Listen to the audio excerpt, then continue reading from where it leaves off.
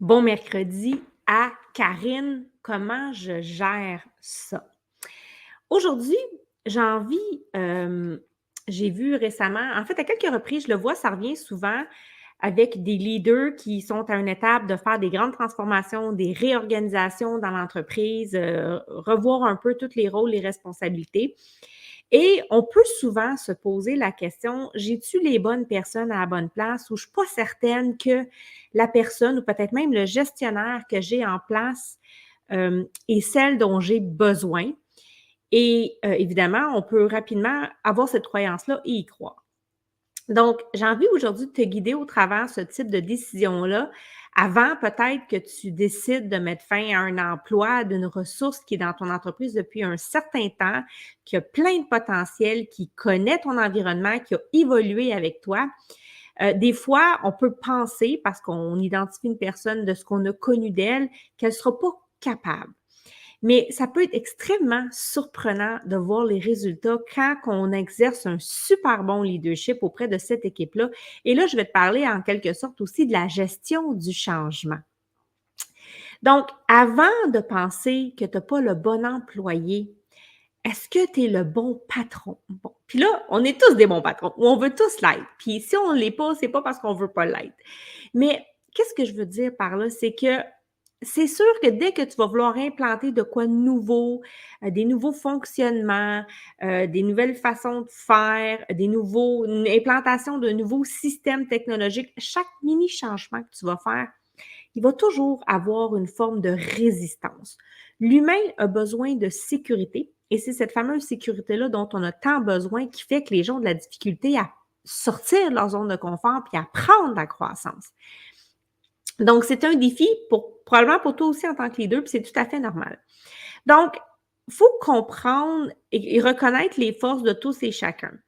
Donc, quand les gens résistent parfois, parce qu'il va y avoir de la résistance, c'est certain. À chaque fois qu'on veut faire un changement, il y en a qui sont tout le temps all-in, ça, c'est tes moteurs, c'est les gens avec qui tu veux travailler.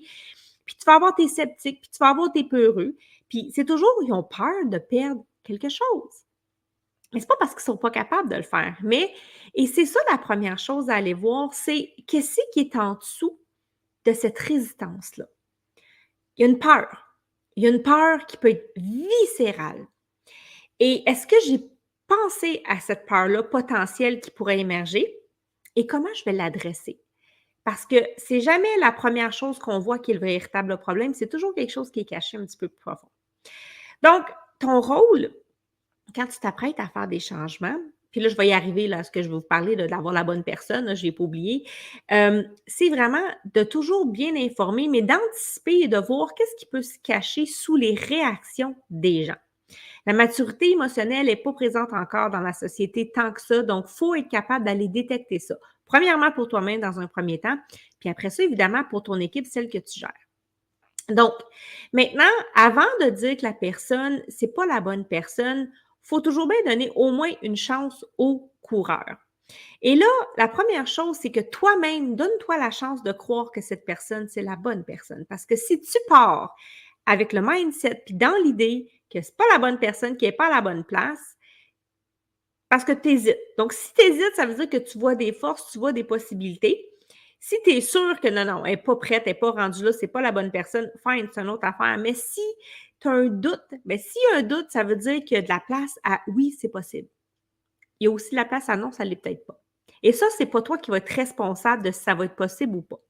C'est-à-dire que ton niveau de responsabilité va être de bien supporter, encadrer. Et la clé, c'est d'informer clairement tes attentes. Qu'est-ce que tu veux? Comment tu veux que ce soit fait? Qu'est-ce que tu attends d'eux? Et j'ai envie de donner l'exemple concret d'une cliente que j'ai eue récemment où elle avait dans son équipe une super bonne employée, mais ça ne correspondait pas tant que ça à ce qu'elle recherchait ou ce qu'elle créait n'était pas exactement ce que les clients voulaient. Et était sur le bord de quasiment mettre fin à l'emploi, cette employée-là, parce qu'elle disait, ben écoute, ça ne fonctionne pas, tu sais, ça ne pourra pas fonctionner avec nos clients. Jusqu'à temps qu'en discutant, en travaillant ensemble, qu'elle se rende compte que, ben, j'ai-tu vraiment déjà dit exactement ce que le client attendait, ce que je voulais, comment que je voulais qu'elle le fasse? Et elle, avant de mettre fin à l'emploi, elle a commencé à y accorder du temps. à lui dire concrètement, à la guider un peu plus dans ses actions, dans son rôle. Puis ça a été un revirement de bord à 180 degrés. Cet employé-là avait juste besoin d'être mieux orienté, d'être mieux guidé et qu'on lui dise exactement ce qu'on attendait d'elle. Et si elle n'avait pas été là, elle aurait peut-être mis fin à cet employé-là, mais qu'est-ce qui se serait passé? Elle aurait engagé quelqu'un d'autre, ça aurait peut-être été la même chose. Donc, bien souvent, vous avez des talents à l'interne, des gens qui sont extrêmement performants, mais qui ont besoin d'aide. Et c'est ça, hein, vous êtes un pilier, vous êtes un guide là, en tant que leader, ont besoin d'aide pour que vous alliez les aider à mettre en lumière ce talent-là qui n'est pas encore pleinement exploité.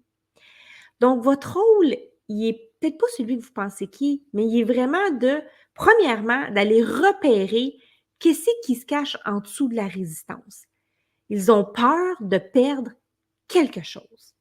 Puis, une des premières places, je vais vous donner un petit tip, là, une des premières places à aller voir l'aspect financier. Les gens vivent de paye en paye. Les gens ont peur de perdre un salaire, ont peut-être peur de perdre une certaine notoriété, ont peur de ne pas se sentir à la hauteur de gérer peut-être des nouvelles responsabilités qu'on va donner. Donc, vous devez aller faire l'inspecteur et trouver en dessous. Puis, tu sais, vous allez devoir observer des choses, vous allez devoir avoir des discussions avec l'employé, bien sûr. Mais si vous voulez, avant de dire c'est pas la bonne personne, assurez-vous que vous allez avoir fait toutes les étapes de votre côté, donc votre responsabilité. Puis l'autre responsabilité, c'est 50-50. Ça rentre dans la cour de l'autre personne à savoir est-ce que je veux le faire? Est-ce que je le fais? Est-ce que je m'investis? Est-ce que je me donne le droit de penser que je suis capable et de réussir? Mais vous, en tant que leader, c'est tu as besoin de quoi pour réussir à accomplir ça? Moi, je crois en toi. Et partez toujours avec cette optique-là, pas avec l'optique, c'est pas le bon employé, c'est pas la bonne personne.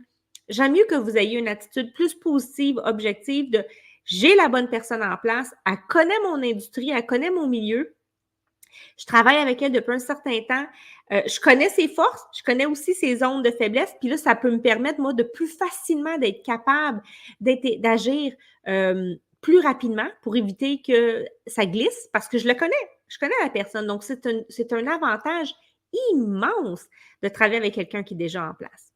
Je connais son potentiel, je connais son talent, je connais ses forces, je connais ce qu'elle est capable de faire. Donc, comment est-ce que je peux l'aider? Parce que c'est ça ta job. Comment je peux l'aider à mettre ça en lumière, à le faire? Et en la guidant, en l'informant. Vous n'avez pas idée comment que les leaders n'informent pas les équipes. En le faisant, évidemment, correctement. Ça ne veut pas dire d'être sauveur, ça ne veut pas dire de tout accepter, ça ne veut pas dire de tout tolérer, mais il faut commencer à quelque part. Donc, comprenez dans le changement que vous apprêtez à faire, comprenez c'est quoi les résistances, c'est quoi la racine de résistance. Bien souvent, aller dans les peurs. Ils ont peur de perdre quoi? C'est ça, là. Ils ont toujours peur de perdre quelque chose. Ils ont peur de perdre quoi? Premièrement. Puis une fois que vous avez ciblé ça, êtes-vous capable d'intervenir ou de venir les sécuriser en leur disant, bien, ça ne va rien changer à ton salaire ou ça ne va rien changer à X, Y, Z. Donc, c'est là, c'est le seul travail que vous devez faire. Pour ça, vous devez être ancré, là. Vous devez être groundé. Si vous êtes vous-même dans vos propres réactions, puis en panique, vous n'êtes pas du tout à la bonne place pour aider cette personne-là. Vous allez devoir commencer par vous aider vous-même. Donc, c'est tout simple. C'est pas compliqué, mais ça demande une finesse, une agilité. Puis ça vient avec la pratique, là. On s'entend, là, c'est sûr qu'on n'a jamais géré ça. C'est un challenge. Donc, c'est pas nécessairement que vous avez la mauvaise personne. C'est ça, en fait, l'objectif c'est ce que je veux que vous reteniez aujourd'hui. Ça ne veut pas dire que vous avez la mauvaise personne dans votre équipe. Elle a beaucoup de potentiel en elle. Elle a déjà beaucoup de succès au sein de votre entreprise. Elle a des talents. On en a tous. Donc, partez avec l'état d'esprit que vous avez la bonne personne et partez dans l'état d'esprit de comment je peux bien l'informer, je peux bien l'encadrer, la supporter pour qu'elle puisse accomplir la nouvelle responsabilité que je veux qu'elle accomplisse. Et si vous avez l'impression que cette personne-là se braque, qu'elle résiste, qu'elle ne veut pas, qu'elle va mettre des graines dans l'engrenage, là, comme on dit, bien, allez comprendre en dessous de ça qu'est-ce qui joue. Elle a peur de perdre quelque chose, cette personne-là. Ça ne veut pas dire qu'elle ne sera pas bonne à faire ce que vous voulez lui transférer comme responsabilité, mais votre job, c'est d'aller comprendre de quoi qu'elle a peur. Donc, j'espère que ça t'aide, j'espère que ça te remet en perspective et j'ai envie de te dire, donne-toi la chance de donner la chance à tes employés avant de penser que ce n'est pas les bons. Ça se peut que ça soit pas les bons. Je suis pas en train de dire que ça va tout être les bons, mais dans 90% du temps, il y a beaucoup de beaux potentiels qui dorment déjà dans les gens autour de vous et c'est vous qui devez mieux les encadrer. Donc, je termine avec ça. Avant de quitter, j'ai envie de t'inviter. Donc, je t'ai parlé de leadership aujourd'hui, je t'ai parlé de gestion de changement, je t'ai parlé d'employés et je vais en parler un petit peu plus en profondeur du 26 au 30 août prochain parce que je vais avoir un boss bootcamp. C'est vraiment comme une semaine, 1 heure par jour pour t'aider si tu es un entrepreneur, un propriétaire de petite entreprise ou d'une agence et que tu es quand même actuellement dans une phase de transformation, une phase de croissance. Donc, tu as eu une belle réussite. Là, ton démarrage est fait. Ce n'est pas pour les entreprises en démarrage, je tiens vraiment à le dire. Et tu as un beau succès. Tu es soit rendu à l'étape de t'entourer d'une équipe ou tu as une équipe qui travaille avec toi présentement. Puis tu as l'impression que c'est un peu chaotique à l'interne, tu as encore les 2 pieds dedans, tu as de la misère à prendre ton rôle, tu te sens que tu as une charge immense sur tes épaules, tu gères un peu tout, donc tu es encore un peu partout et tu aimerais ça apprendre à mieux gérer, à être un bon boss, à bien t'occuper, à bien encadrer tes équipes, tes employés, à continuer à prendre de l'expansion puis de la croissance, puis à orchestrer parce que là, rendu là, tu commences à être conscient aussi que ben, tu as besoin de transformer des choses. Ce qui fonctionnait avant ne fonctionne plus maintenant. Tes processus, les systèmes, les choses que tu as mis en place, ça a fonctionné pendant un certain temps, mais là, tu es rendu à l'étape de revoir, de réorganiser, de repenser les fonctionnements, d'optimiser. Donc, c'est exactement ce que je vais couvrir pendant cette semaine-là avec toi au Boss Bootcamp. Donc, je t'invite à t'inscrire. Je vais laisser le lien dans les commentaires.